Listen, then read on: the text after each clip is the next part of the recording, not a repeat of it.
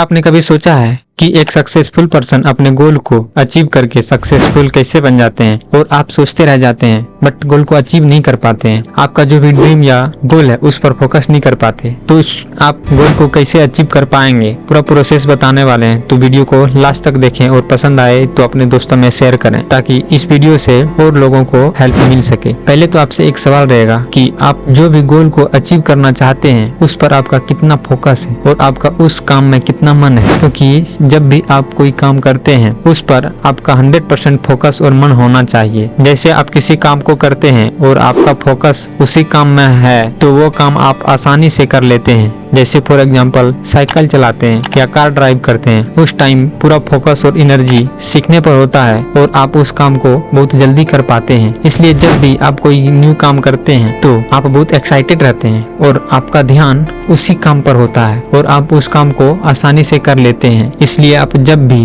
गोल को अचीव करना चाहते हैं उस काम को आप फुल फोकस और एनर्जी के साथ करते हैं तो बहुत जल्दी गोल को अचीव कर पाएंगे। इसीलिए आप लोगों के लिए 6 ऐसे स्टेप्स लेकर आए हैं जो आपको गोल अचीव करने में हेल्प करेगी। Number 1, hard work. सबसे पहले तो आप ये बात अच्छे से समझ लें कि किसी भी गोल को अचीव करने के लिए आपको कड़ी मेहनत यानी हार्ड वर्क करनी होगी। मेहनत कभी भी बेकार नहीं जाती। किसी भी काम में आप जितनी ज्यादा मेहनत करते हैं आपको उतने ही अच्छे रिजल्ट देखने को मिलते हैं। हो सकता है थोड़ी देर लगे और आपको इंतजार करना पड़े, लेकिन आपकी मेहनत असर जरूर दिखाती है। तो जितना हो सके मेहनत कीजिए और अपना 100% फोकस गोल को अचीव करने में दीजिए। Step number 2, live for bad habit. यदि आपको कुछ अच्छा चाहिए तो बुरी चीजें छोड़ना होगा। बुरी आदतें यानी वह आदत जो आपके गोल में सफलता के रास्ते में रुकावट बन रही है, तो देखें और कौन सी आदतें जो आपको सफल होने से रोक रहे हैं, उन चीजों को जल्द से जल्द अपनी लाइफ से अलग कर दें। Step number 3, have the courage to take risk. सफलता प्राप्त करने का मतलब केवल कड़ी मेहनत यानी हार्ड वर्क नहीं है, क्योंकि हम कई बार मेहनत तो करते हैं लेकिन सही दिशा में नहीं। सही दिशा में मेहनत करने में हमें डर लगता है क्योंकि उसमें रिस्क होता है और हर बार रिजेक्ट होने के डर से हम रिस्क नहीं ले पाते हैं। यदि आपको अपने गोल तक पहुंचने में सफल होना है तो रिस्क लेने की हिम्मत रखिए। हार का सामना,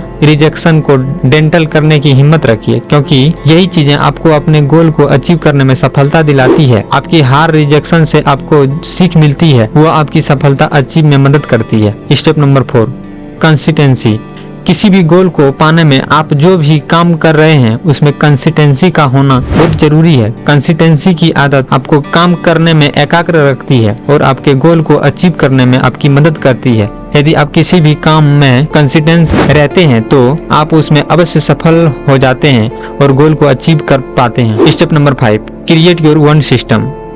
आज की फास्ट फॉरवर्ड लाइफ में आप शॉर्ट ट्रिक हर जगह बहुत आसानी से मिल जाएगी जो आपको कुछ समय के लिए तो बहुत इफेक्टिव लगेगी, लेकिन ऐसा होता नहीं है क्योंकि गोल या टेक्स कभी भी समय पर पूरे नहीं होते। हमारी पूरी लाइफ गोल की एक चैन से बनी हुई है, इसलिए सभी को फोकस करने की एक लॉन्ग टर्म हैबिट डालनी चाहिए और एक सिस्टम बिल्ड करना चाहिए। जेम्स क्लियर भी अपने बुक एटॉमिक हैबिट में कहते हैं कि हमें हैबिट या गोल्स से ज्यादा एक ऐसा सिस्टम बिल्ड करना चाहिए जो हमारी हैबिट को, गोल्स को सपोर्ट करे और सब कुछ अपने आप ही हो जाए। बहुत से एक्सपर्ट का कहना है कि एटॉमिक हैबिट अब तक की वर्ल्ड की सबसे बेस्ट बुक है जो किसी भी हैबिट को बनाने के बारे में लिखी गई है। तो आप लोग भी इस बुक को पढ़ सकते हैं और अपने हैबिट में सुधार ला सकते हैं।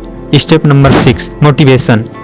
यह तो आप सभी ने सुना ही होगा कि मोटिवेट रहने के लिए अच्छी किताबें, मोटिवेशनल क्विट्स पढ़नी चाहिए, एक्सरसाइज या मेडिटेशन करना चाहिए, पर इन सब में हम कुछ देर के लिए ही मोटिवेट होते हैं। कोई भी व्यक्ति इन सब से हर समय मोटिवेट नहीं रह सकता क्योंकि हमारे इमोशन हर वक्त बदलते रहते हैं। जैसे हम कभी सैड होते हैं, कभी स्ट्रेस तो कभी हैप्पी, लेकिन यदि आप सही ट्रिक जानते हैं तो आपको इमोशन कभी भी आपके फोकस और डिस्टर्ब नहीं कर सकते। यदि आप काम करना चाहते हैं तो यह माइंडसेट खुद ही एक बहुत बड़ा मोटिवेशन है। तो हर जगह इमोशन ढूंढने से बेहतर है कि आपको अपने गोल, टेक्स और रिस्पॉन्सिबिलिटी की लिस्ट बनानी चाहिए और उसे फॉलो करनी चाहिए।